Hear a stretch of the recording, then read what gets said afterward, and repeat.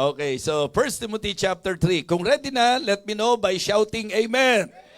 1 Timothy chapter 3, verse number 15. Sulat po ito ni Apostol Pablo according to 1 Timothy chapter 3, verse 15. But if I tarry long, that thou mayest know how thou oughtest to behave thyself in the house of God, which is the church of the living God, the pillar and ground of the truth. For the second time, I would like to request the congregation to please basahin po natin ang ating pong teksto. Kayo po ang babasa, 3:15 ng 1 Timothy. Ready? Begin.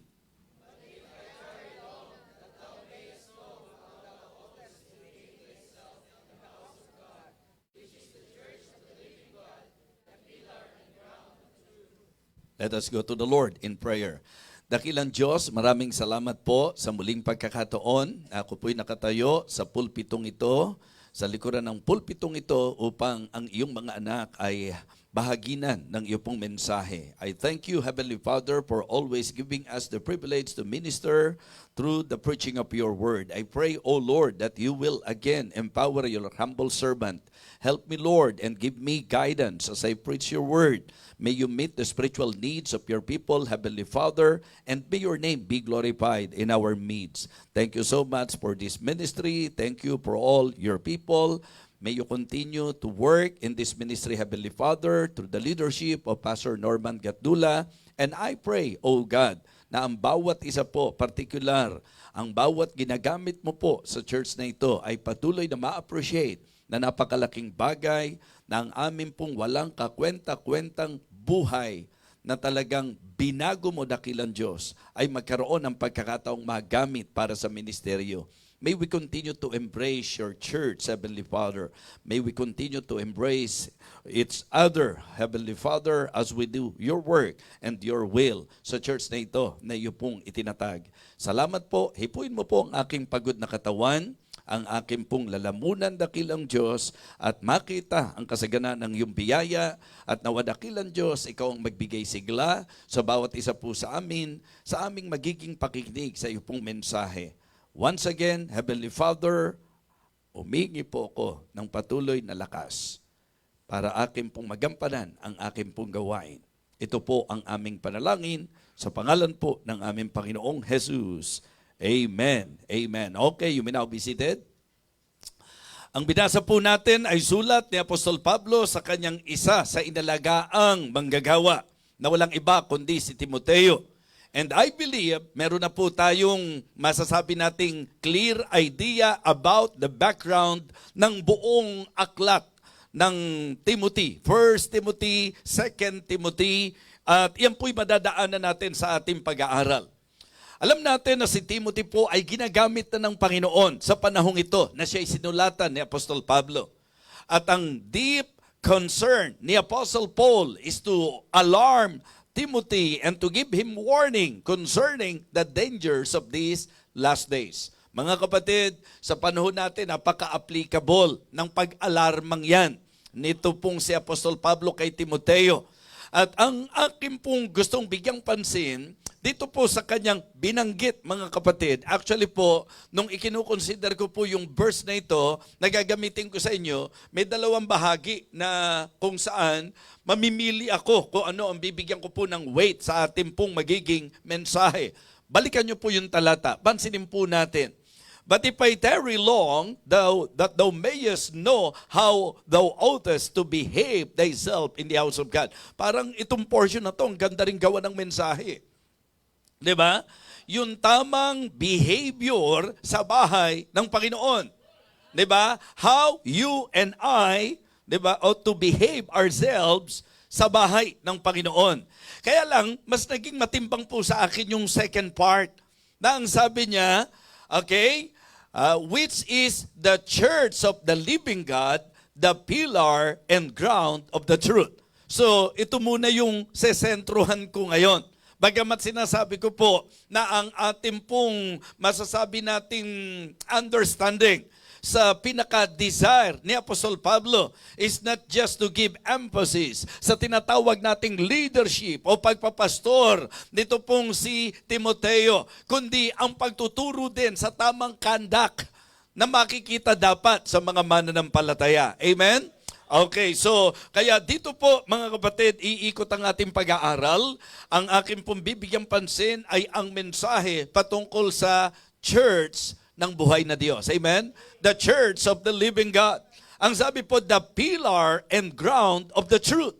Napaka-loaded ng talatang ito, mga kapatid. Sapagkat dito po may paalala kung paanong ako at ikaw, paano mo ikakandak ang sarili mo. Because let us face the fact that using our observation, mga kapatid, sa totoo lang, may mga pumupunta sa church na kagawian lang. May mga pumupunta sa church, shallow ang treatment. May mga pumupunta sa church, parang automatic, parang disusi. Mga kapatid, mga minamahal, it is good to somehow be aware about the teaching of the Word of God sa proper conduct kung papaano ang bawat mga Kristiyano dinadala ang kanyang sarili sa usapan ng pagsamba at pagkilala at pagpapahalaga sa Diyos at sa kanyang bahay. Amen?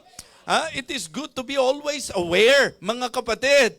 Hindi yung para kang disusi, nakakailanganin pong kakalabitin para po lumagay sa tinatawag nating tamang kaisipan sa usapan ng pagsamba. Dapat aware na po tayo, dapat clear na po sa atin, dapat mga kapatid, ito po ay malinaw na sa atin na ang usapang pagsamba ay usapan na pinag-uusapan kung papaano ka sumasamba. Amen?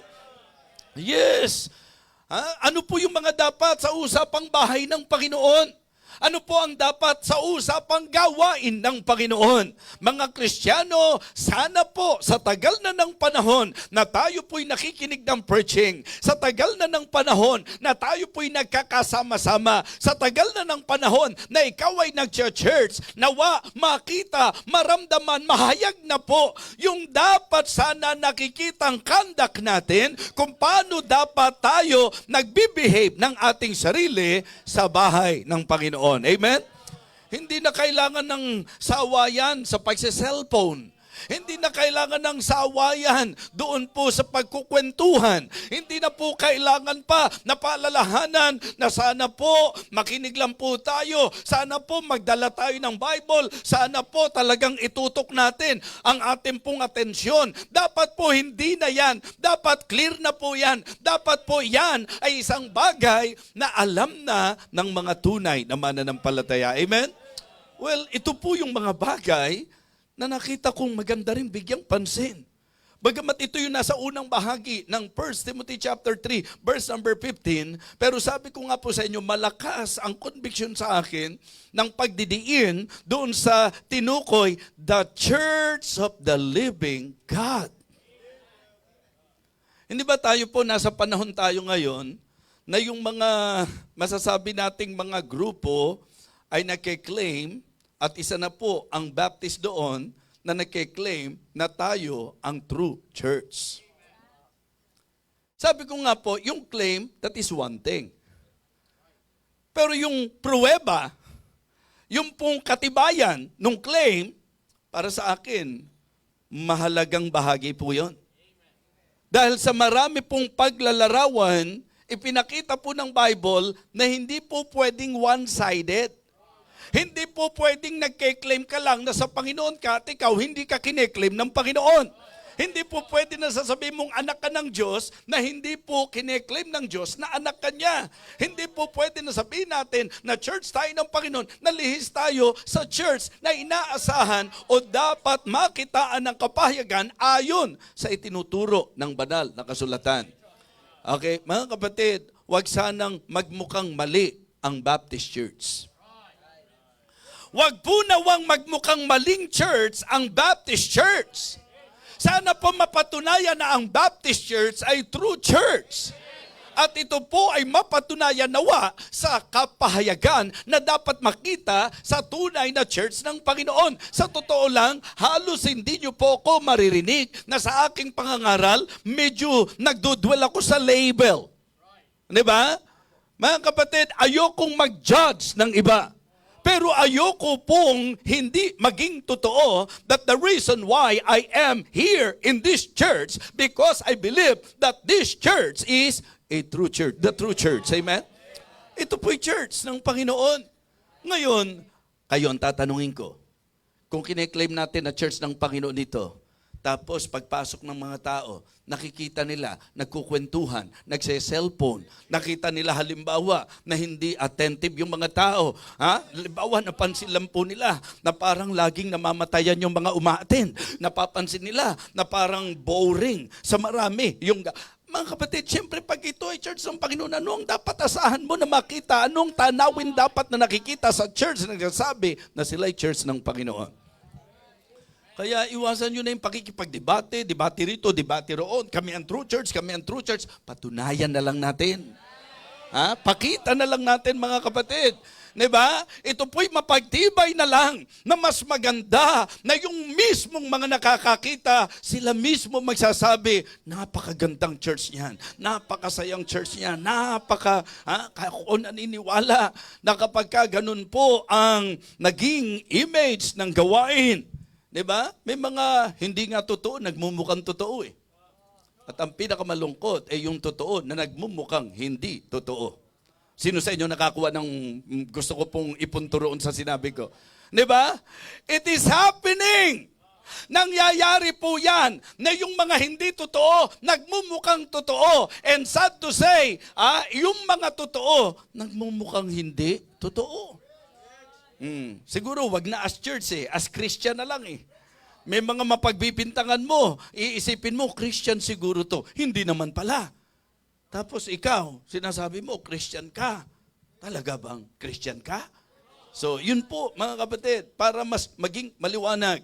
Kung naniniwala kayo na ang church na ito ay true church ng Panginoon, ipakita natin ang tamang kandak na dapat nakikita, lalo na sa usaping bahay ng Panginoon. Amen?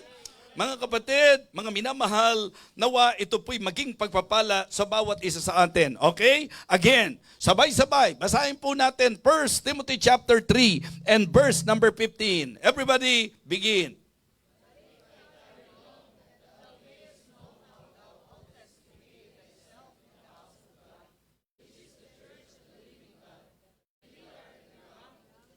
Mga kapatid, ang church, kapag inunawa natin sa tamang idea nito, sa tamang masasabi nating kahulugan nito, ito po ay pumapatungkol sa kalipunan ng Panginoon. Amen?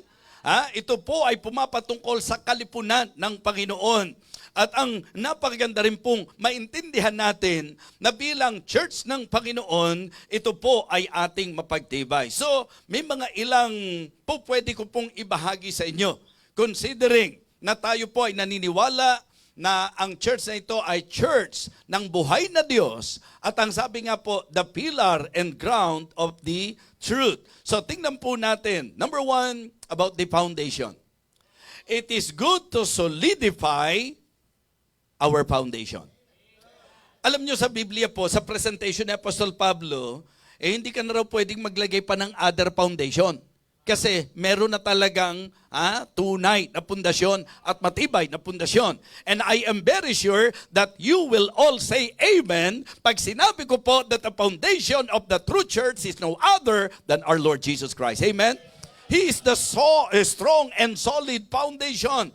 At yun yung dapat pong maging klaro sa atin mga kapatid. Christ is our foundation. Siya yung dapat focus ng church. Ang ating katatagan, ang firmness natin ay dahil sa Kanya tayo nakatingin, sa Kanya tayo nakatayo. Mga kapatid, ang unang dapat makita nating katangian ng tunay na church, siya po'y nakapundasyon sa matibay na pundasyon at yun ang dapat natin papagtibayin ang katotohanan na ang pundasyon ng Living Water Baptist Church ay ang Panginoon. Amen?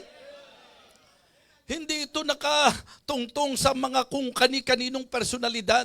Hindi po tayo nakatungtong sa usapang personality, sa usapang programa, sa usapang preferences or possessions, o kung anumang mga po pwedeng ipagmalaki ng tao. Ang tunay na tibay ng church na ito, sapagkat naniniwala tayo na ang Panginoon ang ating pundasyon. Amen? Yes, let us solidify our foundation. Mga Kristiyano, sabi niya sa 1 Corinthians chapter 3, di ba? Sa verse number 11, 1 Corinthians chapter 3 and verse number 11. For other foundation can no man lay than that is laid. Ang sabi po, which is Jesus Christ. So hindi na tayo para magpakatagal dyan. Kasi halos lahat naman tayo, bukod sa alam na natin yan, agree po tayo dyan. At yan po ang nagpapaging totoo sa church kapag ka ang pundasyon ay ang Panginoong Hesus Kristo. Alam nyo, ang malaking blessing, eto po, hindi ba lahat ng religion may human founders? At lahat ng founders ng mga religion, patay na. Di ba? Lahat sila namatay. Okay? At gusto ko malaman nyo, hanggang ngayon, patay pa rin. Okay? But the founder of the Christianity and the founder of the true church is no other than our Lord Jesus Christ. And you know what? Yes, namatay po siya. Pero hindi na natiling patay. Siya po'y nagbangong muli. Siya po'y buhay. At siya po ang nasa puso ng bawat Kristiyano. So kaya ang tibay at tatag ng gawain ito, di ba, ay nakadepende sa tibay at tatag ng pundasyon. Kaya mga kapatid, ang gawain po ay hindi po pwedeng garantiyahan kapag ka nakadepende sa personalidad ng tao. Di ba? Sabi nga po nila, ang isang gawain daw, lalo na sa usapang leadership, nakikita natin yan, yung tibay at tatag niyan, yung kahit wala na yung leader, ang gawain nagpapatuloy pa rin. Diba? And that pattern, yan po yung sinusundan natin. Yan po yung sinusundan nating pattern. Kaya mga kapatid, alam nyo naman na malakas pa ako. In fact, doon sa klase ng schedule namin doon, nakasingit pa po kami na physically nagkaroon pa po ng sports. Sapagkat ang totoo niyan, ang isa sa pinagkakakilanlan nila sa akin, mahilig sa basketball. Okay? And because of that, parang tingin nila, sasaya ko pag naglagay sila ng ganun. Hindi nila alam, lawit na dila mo doon sa biyahe, di ba? So, pero dahil yun ang image at impression nila na mahilig ka sa basketball at ayaw mo naman silang i-disappoint, at umami na rin ako, gusto ko rin, di ba? Oo. Ayaw ko naman silang disappoint, di siyempre, makikijoin ka. Imagine, doon po sa schedule ng camp, dire-diretso yan, 5 days. Tapos, doon po sa, alam nyo, meron po akong pagkakataon sana na makabiyahe po ng Scotland. Pasyal, as in 5 days pasyal. Kaya alam po, parang nagigilty ako. Dahil kaya ako pumunta roon para sa ministry. Tapos, pero, ministry pa din. Dahil sabi ni Pastor Jimmy, Pastor, dahil hindi ka namin ma-invite. Ganito po kasi yan, mga kapatid. Nakikinig po kayo? Oh, ito naman sa mga nakikinig lang. Hindi nakikinig. Okay. Mga kapatid, alam nyo po ba, na yung pong naging punta ko po sa UK, 3 Sundays po yon. And because of the specific prayer na meron po ako sa akin pong trip na ito, ito pong nakaraang trip na ito, para tayong trip ang pinag-uusapan, Opo, walang basagan ng trip, Oh. Mga kapatid, alam nyo po ba na sa trip na ito, ang naging commitment ko because of my specific prayer, yung 3 Sundays na yon. Kasi doon po sa UK, pag nalaman nilang pupunta ka, titiyakin ko na po sa inyo yan.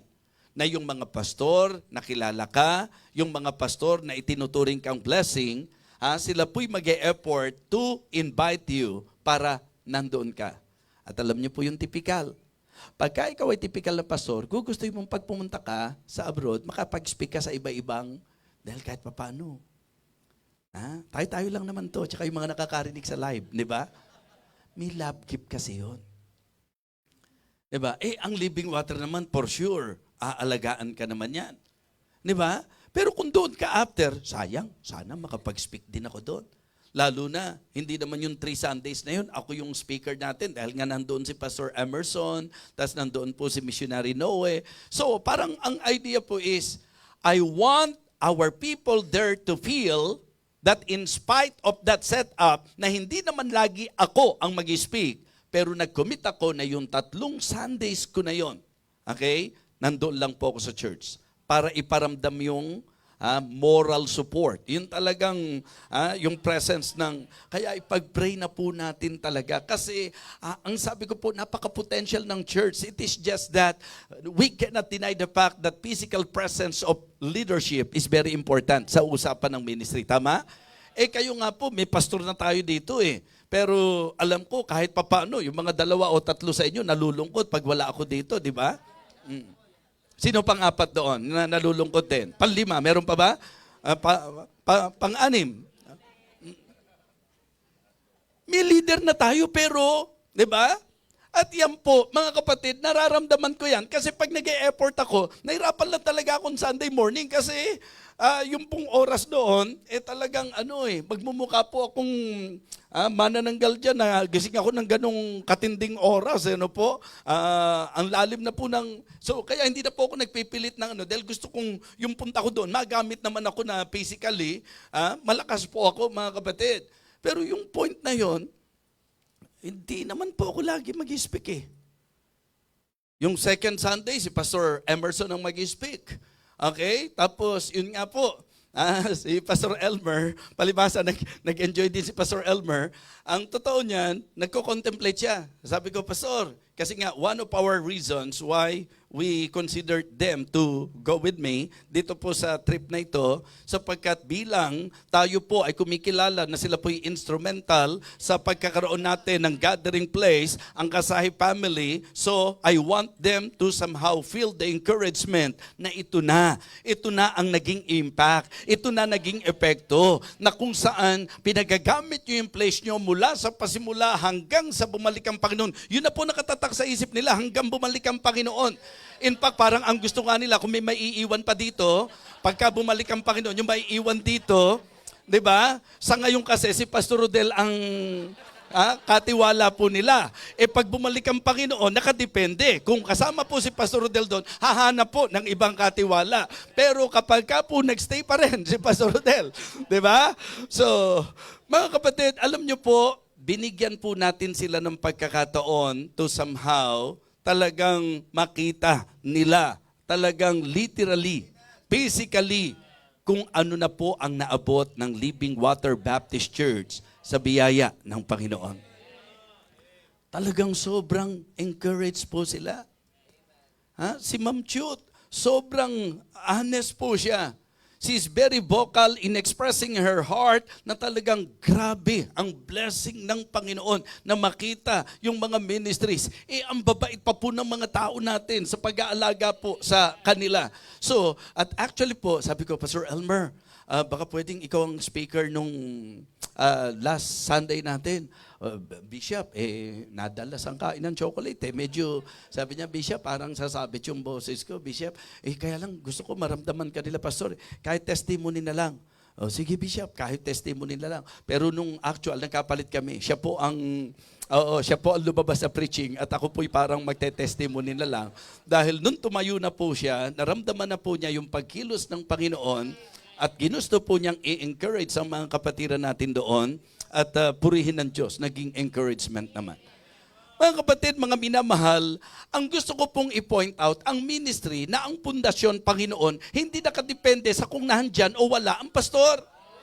Kahit nung wala pa si PNG at hindi pa deklarado na siya ay pastor ng Living Water Baptist Church, sa ating pong mga pastoral staff, sa ating mga preachers, mga kapatid, kung tutuusin, pwede pa rin po magpatuloy ng maayos ang gawain. Bakit? Kasi ang kagandahan sa church na ito, hindi nakatungtong kay FDB. Nakatungtong sa Panginoon. Amen?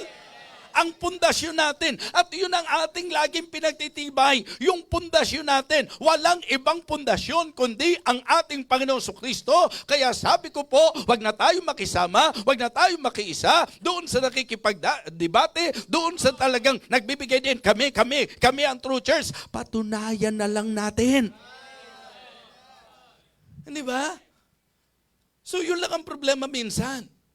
Ang problema lang minsan, yung kapag pag nandyan ang pastor, nandyan. Pagka wala yung pastor, nandyan. Baka iba pundasyon. Pero sa kabuuan ng church natin, I can say that it is very encouraging to know and to feel that our people here, ang ating pong gawaing ito ay kinikilala nating nakatayo sa Panginoon. Isipin niyo po kung sa tao nakatayo ito, di makita nyo lang ang pagkukulang. Diba? Baka mamaya maiba lang ang hati ng buhok ng pastor. Diba? Maapektuhan ka na, mawala ka na sa tamang direksyon. Natatawa ka, Pastor Jason, ha?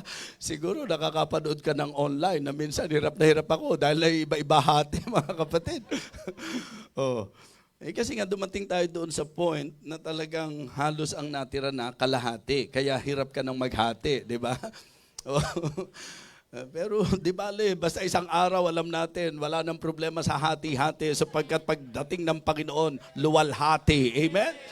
Luwalhati. Yung mga ngiti nyo, mukhang nakakatisod kayo. Mga kapatid, mga minamahal, ang pundasyon ay walang iba kundi ang ating Panginoon. Diba? We need to solidify our foundation and we need to strengthen our fellowship. Diba? Kung true church tayo, ang patibayin natin, ang palakasin natin yung fellowship natin.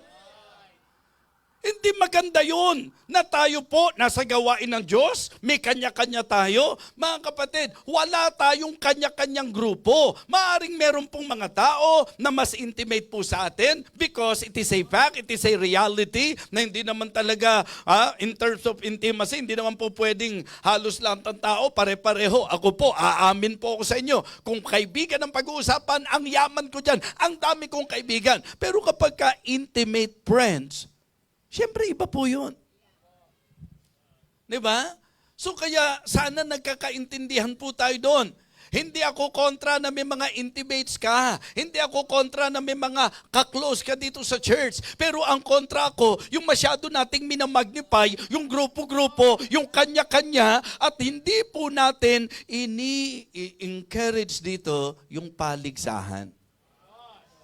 Kaya yung Bible quiz na yan, dapat yan ipagpatuloy dahil dyan nadidevelop ang ating pong, dyan nadidevelop ang ating espiritu na kahit grupo-grupo tayo, nakikisaya tayo. Kala nyo, tatanggalin na, ha?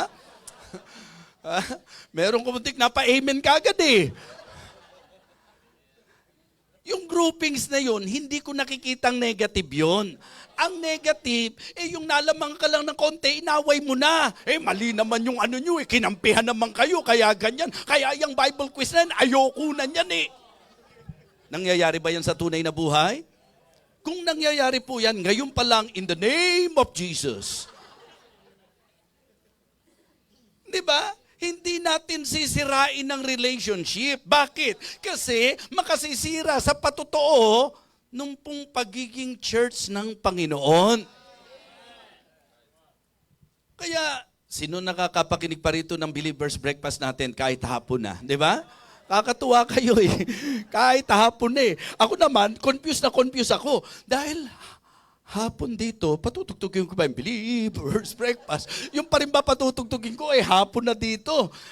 Ang hirap naman kumontrata na paiba-iba, ha? Believer's Lunch, Believer's Merienda, Believer's Midnight Snack. Ang hirap eh. Kaya sabi ko, sige, basta pagka umaga rito sa inyo, dinidiin ko umaga dito sa atin. Pero pagka po umaga doon, nililiwanag ko, kaya tuloy pa rin. Puro breakfast pa rin po tayo. Okay? So, ngayon, hindi ba isa po sa diniin ko doon, sa church, ang napakahalaga po, yung tinatawag nating fellowship, forbearance, and forgiving spirit. Diba? We ought to be fellowshipping. We ought to be forbearing one another. And forgiving one another. Sino sa inyo ang aware na ang pagpapatawad po itinuro sa Bible? May tatanong ako sa inyo. Paano nyo magagamit yun? Paano nyo mai-apply yung pagpapatawad kung wala namang magiging sitwasyon na kakailangan magpatawad? Kasi may nagawa siyang hindi maganda sa akin eh. Yun nga ang tanong ko sa inyo. Kung laging ang gagawin sa atin at magagawa sa atin maganda, anong sense na meron pong turo ng pagpapatawad? Punto ba ako doon? Minsan maganda rin paminsan-minsan. May punto rin ako di ba? Kaya po may turo ng forgiving one another kasi po ang reality po pwedeng may makagawa o makapagsalita sinasadya o hindi sinasadya nang hindi maayos sa'yo. Ngayon, paano titibay ang church kung walang patawaran? Diba? Marami sa atin, hirap na hirap tayo magpatawad. Pero pagka natin sa Divisoria, talagang, di ba? Kung makahingi ka ng tawad doon sa... Di ba, nakakaranas ba kayo noon, mga pumupunta sa Divisoria? Pag humingi ka ng tawad, parang gustong sabihin ng tindera sa iyo, patawarin mo siya sapagkat di niya alam ang kanyang... di ba?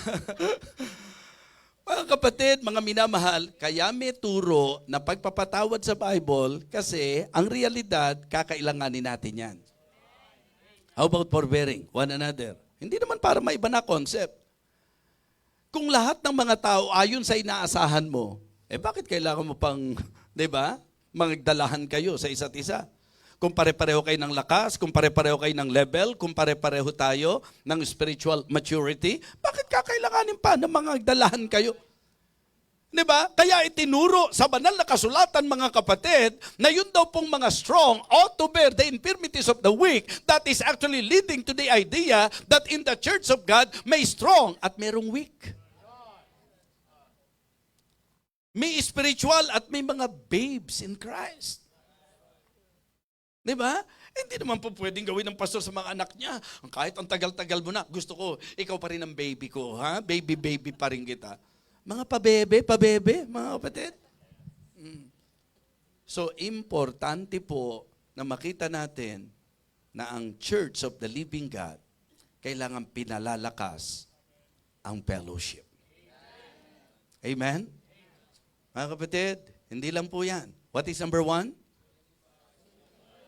Okay, number 2, ha? Okay, dini natin yung fellowship, yung forbearance, at yung forgiving spirit. Napakahalaga nun.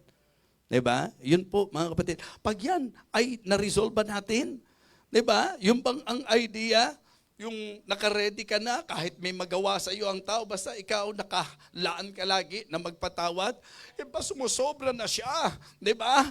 Kahit kay FPJ mo itanong yan, sasabihin sa iyo, pagka puno na ang salo, dapat ka nang kalusin. Di ba? Mga kapatid, paano kapag wala ng laman ng salo? Di wala ka ng isasaing, di ba? So ang pinupunto natin, reality yan eh. Nangyayari talaga yan sa tunay na buhay natin, mga kapatid. Pero may Diyos na kung saan siya ang nagsabi na mangagdalahan kayo ng pasanin ng isa't isa. Usapang problema ni kapatid, usapang naging problema kay kapatid, ang utos, mga kapatid, ay ang patawaran at pagdadalahan. Forbearing one another in love. Forgiving one another even as God for Christ's sake hath forgiven you. And then last, marami po yan, pero gusto ko pong i-consider natin, we need to safeguard our faith. Diba? Mga kapatid, hindi po Lifebuoy. Hindi po Dove. Safeguard. Para patay ang lahat ng germs, mga kapatid. Safeguard our faith. Sa panahon natin ngayon, particularly sa context po natin, ang isa sa main concern ni Apostle Paul ay ang maingatan ang pananampalataya. Kung kayo po ay matatandain sa itinuturo ko po, ang usapang pananampalataya, paano ko po sa inyo pinapresent sa Bible? As I understand kung paano pinapresent ang Bible. Ang usapang faith ay tumutukoy saan? Doctrine and dependence. Diba? Trusting and teaching. Diba? Trust. Yun po, mga kapatid. Yun pong dapat nating maintindihan. So, na ang usapang faith, na kung saan dapat mabantayan natin, hindi lamang yung tiwala sa Panginoon, kundi yung katuruan. And that is exactly the context of 1 and 2 Timothy, that the Apostle Paul is actually telling Timothy that kailangan be on guard. Kaya ang talagang sinasabi niya, fight the good fight of faith. Diba? Mga kapatid, ang ipino-point out ni Apostol Pablo kay Timothy, mayroong panahon na yung mga tao hindi na makikinig yan ng mga talagang sound doctrine. Ang pakikinggan na lang yan, yung mga kilitian ng tenga, mga kapatid. Yung mga pastor na ang gugustuhin nila, yung pupurihin sila ng mga tao. Yung kapag ka ipinangaral nila, yung makabubuti at maganda lang sa tao, sa pakinig ng tao, kikilitiin din ang tenga nila. Kaya kilitian ng tenga, mga kapatid. Mas gugustuhin pang makinig sa fables. One of the positive comments na kinukonsider ko po sa mga nakakarinig sa akin ay yung pong idea na kapag ka po ang inyong pastor ay nagpe-preach, punong-puno ng salita ng Diyos. Hindi ako kontra sa ilustrasyon, hindi ako kontra sa joke, hindi ako kontra sa kwento. Kaya lang kapag ka ang preaching, mas marami yung kwento kaysa sa talata ng Biblia. Diba? Parang sa akin, hindi ko, kasi ang talagang para sa akin, pagka dinefine ko yung preaching, preaching is proclaiming God's words. Paano ngayon magiging preaching kung mas marami pa yung kwento mo kaysa doon sa salita ng Diyos? Mga kapatid, kung mas dinadala mo ang tao sa ikatatawa nila at hindi doon sa talagang ikatututo nila. So I believe, mga kapatid, dapat sa lahat ng pastor, sa lahat ng mga God-called preacher, must be bound and committed to preach nothing but the Word of God. Yun po yun. Diba? Sabi ng teksto natin, but if I tarry long, ang binigyan niya ng pansin kung ano yung tamang conduct dapat. Diba? Yun dapat, mga kapatid.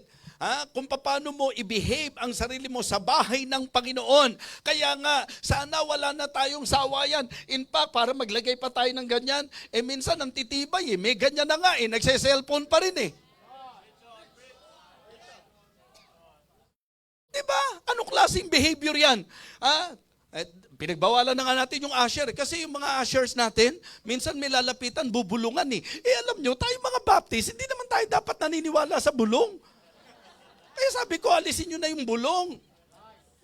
Paano pong gagawin? Ayan, i-post mo na lang. Baka naman, kaya lang, baka mamaya, pag kami nagsa-cellphone pa rin habang nagsa-service, pastor, kasi nakatutok po ako sa preaching, hindi ko po nabasa yan. Pero nagsa-cellphone. Yung ba mga kapatid, dapat magkatisuran pa tayo dyan? Dapat ba magkaroon pa tayo ng mga issue dyan? Na bakit napakahigpit naman na kailangan wag magsa-cellphone sa church? Sa tanong ko, ikamamatay mo ba kung 2 oras na hindi ka magsa-cellphone? Diba? At aware ba tayo na ang win-worship natin dito, Panginoon? Hindi mo naman kaya iaayos ang behavior mo para sa tao . Iaayos mo yung behavior mo kasi gusto mo ipakita na tinitingnan mong mataas yung Diyos na sinasamba natin. Kaya sana nagkakaintindihan na tayo doon. Diba? Minsan papansinin natin yung usher. Bakit ganito? Kung nakikita at nag-iisip tayo na, hindi naman kasi tama yun . Diba? Pero nasasagwaan talaga ako noon ng isa sa tatrabawin ng usher. Huwag kayo mag-cellphone, may service ngayon. Mga kapatid, mga minamahal, ang pinakamaganda magagawa na lang talaga ng usher, nakangiti, nakakamayan, ihahatid yung mga at medyo matigas, diyan ka.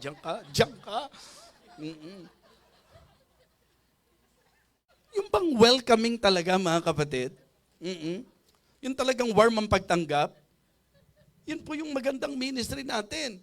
Pero kung pati yung kwentuhan, pati kailangan pa magsawayan, mga kapatid, ugali na lang po yan. At yun yung isa sa tinuturo.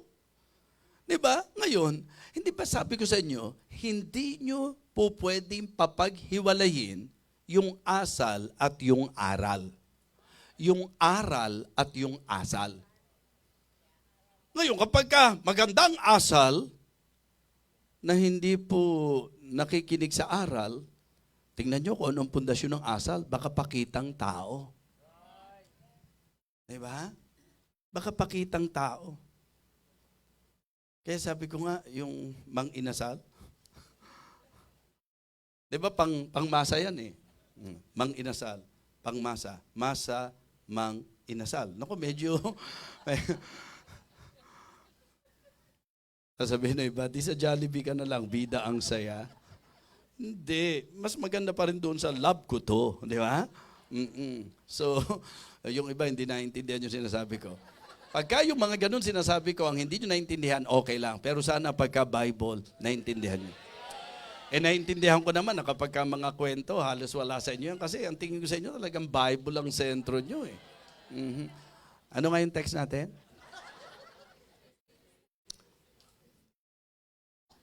By the way, tuwan-tuwa kami nung napanood namin yung Big Night, yung siwo. Nakaka-bless, nakaka-encourage. Parang gusto kong sumigaw doon. Mga miyembro namin yan. Mga miyembro namin yan. Kaya alam baka marinig nyo, medyo baka tumaas pa yung kalooban ninyo. Lahat ng yan ay bunga ng natutunan. Diba? Mga kapatid, alam nyo po, ang isa sa dapat pinagtitibay sa church, aral. At ang isa sa dapat tatag natin, doctrine. Okay? At yun po yung para sa akin nakikita kong tibay. Kaya lang lagyan natin ng balance. Huwag yung ang galing-galing mo sa doctrine pero ang pangit ng ugali mo. Diba? Ang dami mo nga memory verse pero ang dami mo rin naman chismis na sinasagap. Diba? Diba? Ano silbi ng dami ng memory verses mo tapos ang dami mo rin naman chinichismis, diba? Madami kang nasisiraan at marami ka rin nasisiraan, di ba? Isipin nyo po yun. Doctrine. Safeguards our doctrine. Ngayon po, kahit sa usapan ng mga ipinapasa ng batas natin, talagang inihihiwalay na talaga yung tao sa Biblia. Kaya sabi ko, dapat prayerful tayo. Mga kapatid, not to mention the name of the countries. Pero may mga bansa na ngayon, talagang kikilabutan ka kung paano nangyari. Kung Diyos ang sentro, hindi mangyayari yun. Hindi magbabawal ng pagdisiplina sa mga bata, ang nakakaintindi ng Biblia. Hindi po ipagbabawal yan. Isipin mo, anak mo, pwede ka idemanda kapag ka ikaw ay Siyempre kung ang pinag-uusapan natin, pagmamaltrato, yan, ibang ano po yan. Pagka yan ang napatunayan, okay lang, pero hindi ka pwede magtaas ng boses. Pero wala silang batas na kapag ang anak mataas ang boses ng magulang. Naintindihan niyo po? Pagka ang mga anak po nagtaas ng boses sa kanilang mga magulang, walang kaso yun. Pero kapag ang magulang medyo tumaas ang boses sa anak at saka nagsalita ng, may kaso yun. Pwede mong isuplong yun. Nakikita niyo po kung gaanong hindi ayon sa gabay ng salita ng Diyos, aralin niyo po dyan. Diyan sa teksto natin. Verse 15 yan eh. Di ba? Bago mo ma-reach yung verse 15, dadaan ka muna sa 1 to 14. Di ba? At doon sa 1 to 14, sinabi doon kung anong klase mga pag-uugali, anong, di ba, yung mga behavior. Kaya ngayon, 5 ng mga lapastangang anak sa magulang. Disobedient to parents, unthankful, unholy, without natural affection, truth breakers, false accusers, despisers, continent, diba? Despisers of those that are good, traitor, heady. Yan po yung mga usapang ugali. Pero ang idiniin ni Apostol Pablo sa kanya, but continue thou. Sa 2 Timothy, Sa 2 Timothy, medyo misleading yung nagamit kong ano po. Dahil sa verse 15, I thought 2 Timothy yung pinag-uusapan natin. So, 1 Timothy yung teksto natin. Pero sa 2 Timothy chapter 3, niliwanag doon yung conduct. Di ba, pinapoint out ko, 1 Timothy, 2 Timothy, both. Si Apostol Pablo ay nagbibigay pag-alarma sa kanya. Di ba? Dito po sa ating pong pinag-aaralan, makikita nyo po na ang problema ay ang paglihis sa doktrina. Kaya sa panahon natin ngayon, kailangan meron tayong pagbabantay sa doktrina. Ang isa sa dumidivide ngayon ng maraming mga churches, doctrinal issues. And sad to say, Baptist sa kapwa Baptist. Diba? So, ayan na po, kaganapan na po yan. Kaya tayo bilang church ng Panginoon, ang sabi po, we should earnestly contend for the faith. Dapat daw po talagang maningas natin na tayuan ang ating tamang turo, ang tamang aral. Kaya ngayong gabing ito, nakikita ko po na it is one thing for us to enjoy and to claim na tayo po bilang church ay church ng living God. Pero ang idiniin ko po sa inyo, ang mas lalong magpapatibay nito ay hindi yung claim lamang, kundi yung pruweba. yung manifestation na tayo po ay tunay na church ng buhay at tunay na Diyos. So we better consider ito pong ating pinag-aralan. Number 1, solidify our foundation. Number 2, strengthen our fellowship. Number 3, safeguard our faith. Diba? Manatili tayo. Ano man ang mangyari, panindigan natin ang aral. Huwag nating lilihisan kung ano po ang aral ng salita ng Diyos. And as believer in Christ, at bilang ikaw ay church ng tunay at buhay na Diyos, dapat ikaw ay maalam sa usapang aral ng salita ng Diyos. Tumayo po tayong lahat.